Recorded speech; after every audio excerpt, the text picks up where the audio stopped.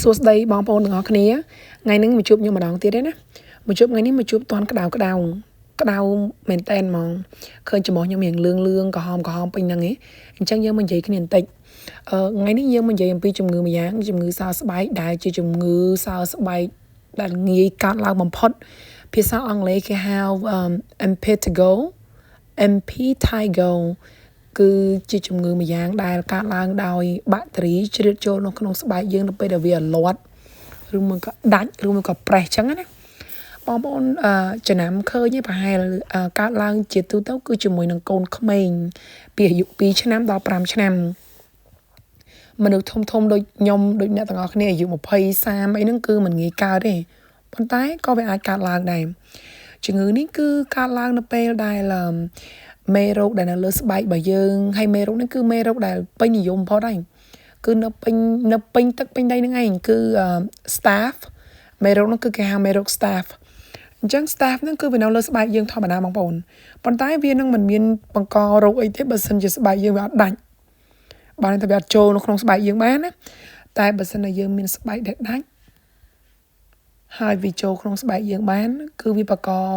ដូចខ្ញុំអញ្ចឹងលក្ខណៈវាគឺពងអីដូចក្រហមមានទឹកហើយ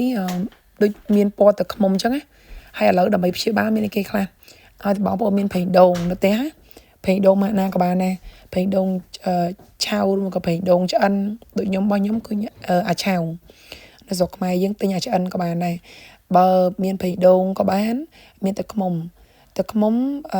ឆៅល្អបំផុតចឹងខ្ញុំនៅស្រុកខ្មែរខ្ញុំដឹងថាមានទឹកខ្មុំឆៅឯងដឹងទេតែដល់ពេលនៅស្រុកដល់ពេលដែលខ្ញុំមកដល់អាមេរិកនេះបានខ្ញុំដឹងថាអូគេមានទឹកខ្មុំឆ្អិនទៀតអញ្ចឹងខ្ញុំត្រូវប្រើភាសាឆៅដើម្បីឲ្យបងប្អូនដឹងណាបើមិនមានអាឆៅទេប្រើអាឆ្អិនក៏បានដែរឲ្យតែមានទឹកខ្មុំគ្រាន់តែវាអត់សូវប្រកែដោយអាឆៅទេយកមកលាបលើកន្លែងលមាស់ហ្នឹងណាមុខខ្ញុំឡើងលឿងដោយសារអីយប់មិញគឺខ្ញុំប្រើទឹកខ្មុំជាមួយនឹងល្មៀតលាបចូលគ្នាឲ្យលាងអត់ទាន់ជ្រះទេមុខហ្នឹងហើយមួយទៀតគឺទឹកខ្មេះប៉ោមសំខាន់គឺมันអាចលាប direct បានទេណាទឹកខ្មេះប៉ោមគឺត្រូវតែលាយជាមួយនឹងទឹកលាយលបាយស្មើគ្នាទឹកមួយស្លាបព្រាអញ្ចឹងទៅទឹកខ្មេះប៉ោមមួយស្លាបព្រាយកមកលាបមួយថ្ងៃ2 3 4 5ដងមកអូខេហើយល្មៀតខ្ញុំអត់មានល្មៀតស្រស់ហើយផ្ទះថ្ងៃនេះគឺខ្ញុំមានល្មៀតម្សៅបងប្អូននៅស្រុកខ្មែរមកព្រះសបោណាល្មៀត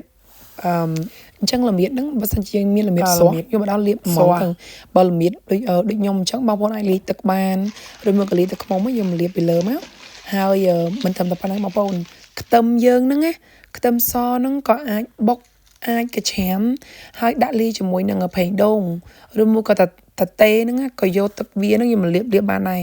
សិតតែជាថ្នាំទាំងអស់នៅផ្ទះយើងអត់ចាំបាច់មានថ្នាំទេបើសិនជាយើងតែអ្វីដែលសំខាន់នោះគឺថែរក្សាអត់បានល្អទេវានឹងរាលដាលពេញហ្នឹងបងប្អូនអញ្ចឹងដៃដែលយើងប្រឡាក់វាកាន់នៅកន្លែងលមាស់ហ្នឹងហើយកុំទៅកាន់កន្លែងផ្សេងខ្ញុំចង់ប្រាប់លមាស់ស្រួលណាបងប្អូនឈីប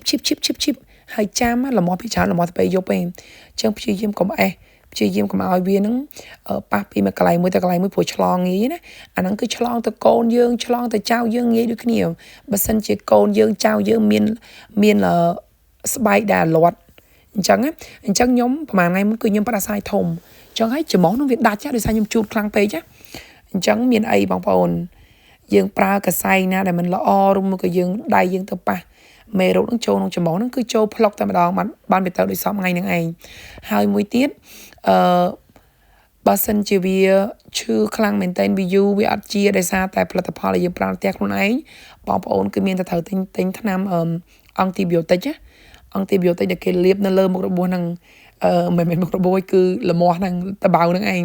ហើយបើសិនជាវាអត់បាត់ដោយការលាប